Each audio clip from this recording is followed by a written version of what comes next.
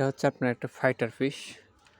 Fighter ফিশটা আমি এখন আমাদের যে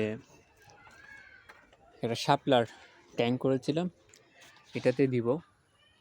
মাশাআল্লাহ কি সুন্দরভাবে আপনার রঙ্গন ফুলে, এটা বড় সাইজের একটা রঙ্গন ফুলের গাছ, খুব সুন্দরভাবে ফুল ফুটে আছে।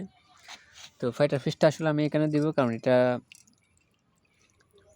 পাপড়িগুলো একটু নষ্ট হয়ে গেছে, এটা কিছুদিন পর আবার আমরা সংগ্রহ করতে পারবো এখান থেকে। এখানে যদি দিয়ে থাকি তাহলে এটা আবার আগের মতো আগের রূপে ফিরে আসবে।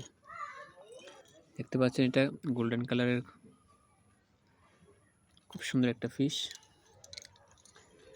ঝাড়ের মধ্যে থাকার কারণে ফিশগুলো অনেক সময় ফ্যাকাশে টাইপের হয়ে যায়। তো এটাকে আমি এখন আমাদের এই বড় ট্যাঙ্কের মধ্যে দিয়ে দিলাম। এটা শাপলার একটা ট্যাঙ্ক। তো এটার মধ্যে আরও অনেক ফিশ রয়েছে, মৌলি, ক্যাটফিশ এবং গোরামি ফিশ, আরও অনেকগুলো ফিশ রয়েছে।